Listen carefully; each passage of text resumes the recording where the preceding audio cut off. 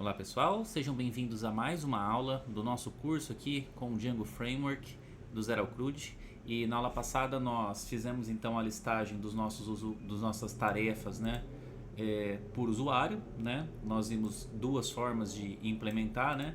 A forma utilizando diretamente o nosso método filter lá da nossa ORM e também a outra maneira que nós construímos, até que nós até comentamos quando nós registramos a nossa chave estrangeira, da questão da propriedade virtual, né, nossa lista de virtual. Então nós temos essa possibilidade também de definir dessa forma, tá? Comentamos também que agora a gente tem um problema, visto que quando a gente vai criar uma tarefa a gente precisa informar o usuário, né? E como que a gente pode passar o usuário então, né? Nós já sabemos que o usuário ele é uma propriedade que fica dentro da requisição, né? Então, visto que um usuário está autenticado, quando alguém faz requisição, esse usuário ele fica dentro da requisição. Então a requisição ela tem um campo user que a gente já utilizou, né, para pegar, por exemplo, o username, né?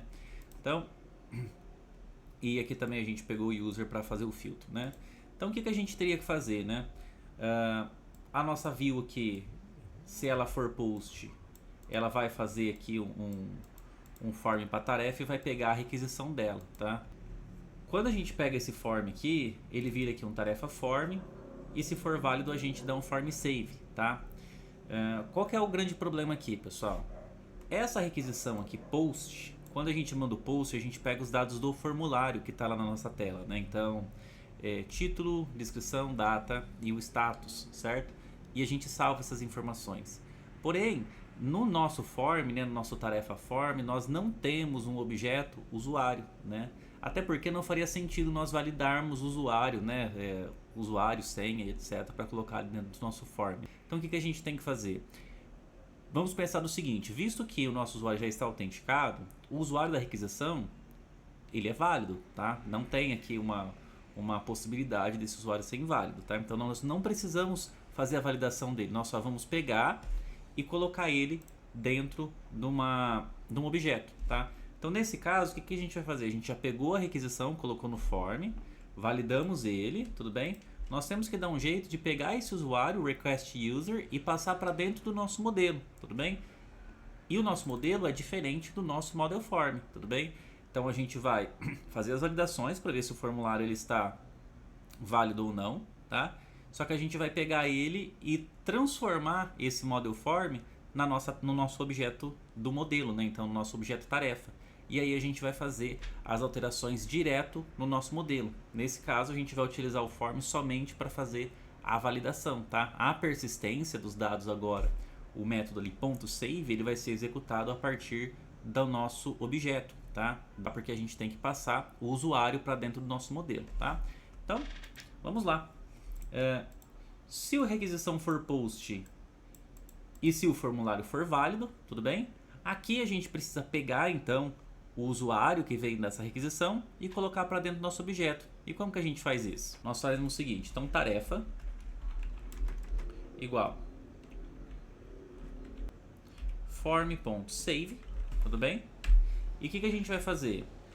Quando eu dou um form.save, pessoal, eu estou falando que eu estou atualizando isso aí lá no banco de dados, tudo bem? Mas eu quero pegar o retorno disso. Então, o que basicamente o nosso método ele faz? O form.save, ele pega um model form e faz a sua persistência lá dentro do banco de dados. E ele dá um retorno, tá? E esse retorno é exatamente o nosso modelo, tá? Que ele está sendo persistido, porque o model form tem uma propriedade model que nós passamos para ele, tudo bem? Nesse caso, a gente vai querer pegar esse retorno desse objeto, porém nós não queremos persistir, a gente não quer commitar essa informação no banco, tá? Então, quando a gente não quer que isso seja feito, nós podemos falar então para o nosso método save que através de uma propriedade, né, de um argumento, que o commit dessa informação ele vai ser falso, tá? Então, como que a gente faz isso, né? Então, form.save e eu posso falar que o commit, a ação de commitar dentro do banco, ela não vai ser executada. Então ela vai ser falsa. Então ele vai retornar aqui pra gente o modelo desse model form, vai colocar aqui pra gente dentro dessa variável, né? E essa tarefa aqui agora, ela vai ser um tipo de dados do nosso modelo, né? Então do modelo tarefa. E agora o que eu posso fazer? Eu posso falar que meu tarefa ponto usuário, né, é igual ao request.user, tudo bem? Então, peguei as informações do meu form, coloquei ela dentro da minha tarefa, então veio todas as informações com exceção do usuário. Essa informação do usuário, essa propriedade, estou pegando da minha requisição, colocando agora dentro da minha tarefa, e agora sim eu posso dar o form.save para commitar no banco, tudo bem? Então agora, a partir do momento que eu fizer essa persistência, ele vai fazer a criação da minha tarefa, né?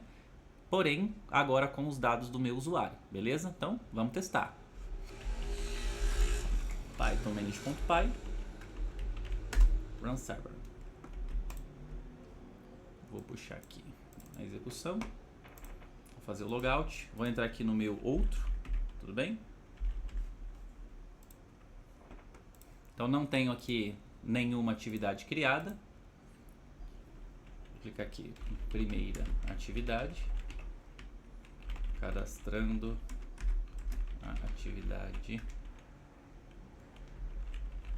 com o usuário outro.